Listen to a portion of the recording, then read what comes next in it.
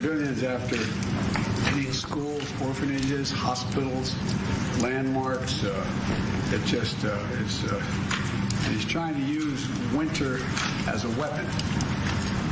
But the Ukrainian people continue to inspire the world. I mean that sincerely. Not just inspire us, but inspire the world with their courage and how they have chose the resilience and resolve for their future. And the American people have stood proudly with them, Democrats and Republicans, together with our allies in Europe and Japan and other places, to make sure you have the financial, humanitarian, and security assistance that is needed. We're going to talk about that today. And we're going to continue to strengthen Ukraine's ability to defend itself, particularly air defense, and that's why we're going to be providing Ukraine with Patriot missile battery and training your forces to be able to accurately use it. Together with our partners, we're also going to continue to impose costs on the Kremlin, and we'll support Ukraine pursuing a just peace. President Zelenskyy, the United States stands with the brave people of Ukraine. We stand with you. You've been a great leader. And by the way, we have a famous thing that occurs once a year. We pick the Man of the Year in Time magazine. You are the Man of the Year in the United States of America. And so welcome. We have a lot to talk about. And the floor is yours, sir. Thank you so much, Mr. President. Great honor for me to be here. Your journalists, thank you so much for the invitation. I really wanted to come earlier. Mr. President knows about it, but I couldn't do it because the situation was so difficult. And now, if I came, that we control the situation, and because of support. And first of all, because of your support, and I understand that we have very important topics and we'll discuss them, everything, so many challenges in Ukraine, in Europe, in the world, and from energy to situation on battlefield, but first of all, all my appreciations from my heart, from the heart of Ukrainians, all Ukrainians, from our nation, strong nations, all the appreciations to you, first of all, Mr. President, for your big support and leadership. Of course, Europe, many countries helped us and are helping now, because the war is not over. It's a bit, but anyway, but that is your leadership. Thank you, first of all. Thank you so much, Mr. President. Of course, thanks my partisan support, thanks Congress, and thanks from our just ordinary people to your ordinary people, Americans. I really appreciate. I think it's very difficult to understand what does it mean when we say appreciate, but you really have to feel it. And thank you so much. Great honor to be here. And yesterday I was on Donbass in Bakhmut. That is the place on the east of our country. You know all the details. We had so many phone calls and spoke detailedly about it. And I want to give you something. One guy, he's really a real hero, real captain, and he asked me to pass his award. And he asked me to pass his award to President Biden. And you will understand, he is the captain of HIMARS battery. Yes, he's very brave, and he said, give it to a very brave president. And I want to give you, that is the cross for military merit. That is one. Oh, God love you. Yes, that is from him, and I have the list. He wrote the list. Yes, I didn't read, Mr. President. I can't read. It's in Ukrainian language, but here the translation is from him. And his name is, I have his name, I can contact him? Yes. Pablo. Pablo. Well, undeserved, but much appreciated. Thank you. Thank you. He said that many his brothers, this system saved. So thank you very much. Well, we have a tradition here, and I will give it to him. My son, who fought in Iraq, they have what they call a command coin. We've seen those coins we have in the battlefield.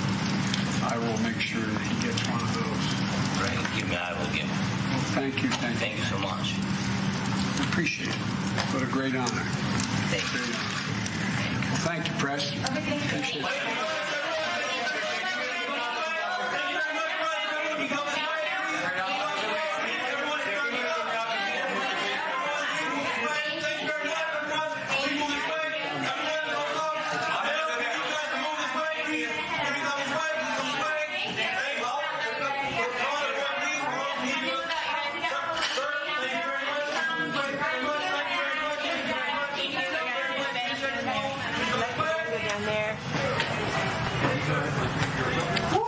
Okay, and that was it. U.S. President Joe Biden welcoming Ukrainian President Volodymyr Zelenskyy at the Oval Office. Truly a remarkable moment there. And if I may, with what seems to be a very candid, warm exchange, and the Ukrainian president thanking not just the American president, not just U.S. Congress, but addressing the American people specifically. And this obviously takes us to the conversation we held before the two leaders convened this brief encounter in front of the press. So let's go back to our distinguished panel now. Dan Perry, without further ado, what do you make of this exchange at the beginning of the one-on-one meeting between Biden and Zelenskyy? I think that was clearly one of the images of the year that we saw here. I think we'll remember it for many years. And, you know, even though one often equates sophistication with skepticism about political leaders, what I saw from Biden, I think, was genuine appreciation of Zelenskyy and commitment to Ukraine. He spoke of the courage and resilience and resolve of the Ukrainian people. And from Zelenskyy, as you say, genuine sounding gratitude to the American president, Congress, and people. Well-placed gratitude, because he is getting $100 billion. And I think his visit to the U.S. probably did accelerate some of the promises of and delivery of, the ammunitions and the money and the aid. And, you know, it's been said, Michael Tracy, I think, said this is about a hypothesis masquerading as a fact. But in my view, most policy comes from hypotheses, and the hypothesis here is a not implausible one, that what is at stake is not just the interests of Ukraine, but the interests of the U.S. in as much as if Russia were allowed to get away with a theft in Ukraine, its aggression would then proceed towards other countries as well. And I think that's really why the U.S. has invested so much effort and money and taken such chances. And also, by the way, we're all very impressed by the $100 billion, and I guess it's the 45 in the most recent tranche. But remember that the U.S. economy is a $23 trillion economy. The U.S. defense budget is almost $2 trillion. At the end of the day, it is a drop in the sea. The real cost that the U.S. is incurring is the risk of a nuclear conflagration with Russia. In not abandoning Ukraine, that's the actual cost.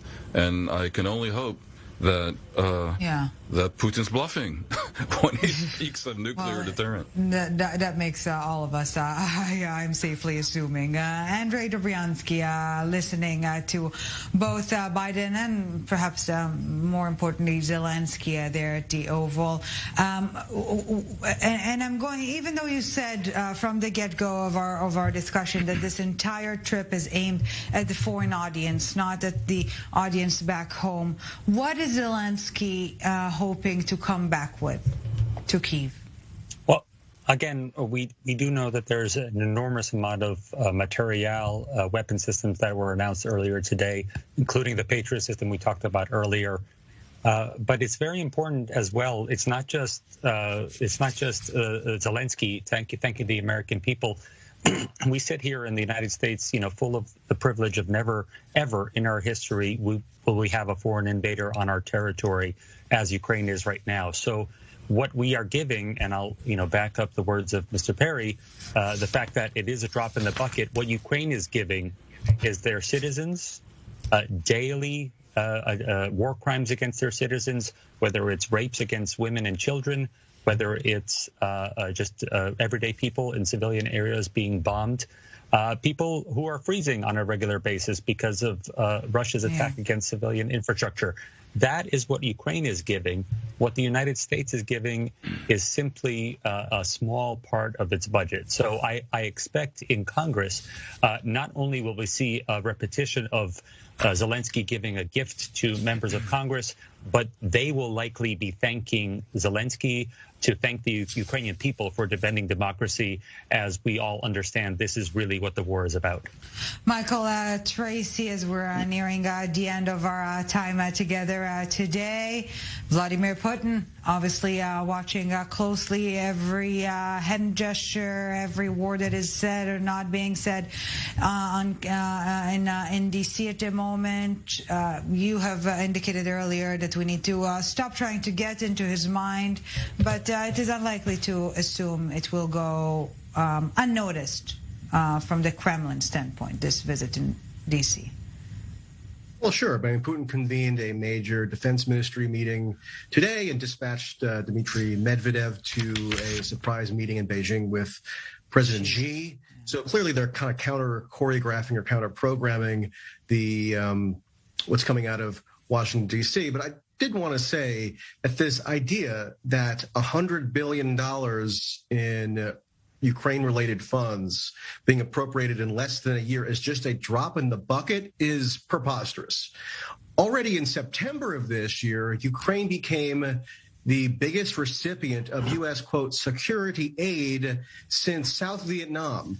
Iraq and Afghanistan, their respective military operations, those governments' militaries never received anything close to how much money has been dispatched to Ukraine in terms of security aid since February. So this is a major U.S. intervention, and to trivialize it is, again, a PR tactic that is quite successful in that it's secured all this money, but it really doesn't align very accurately with the facts. And looking at this meeting and watching as we've been on this segment, the emotional value that's already being ascribed to it as, incredibly resonant and potent, and everybody's, kind of in awe of how honest and, forthright these two leaders are. All the superlatives.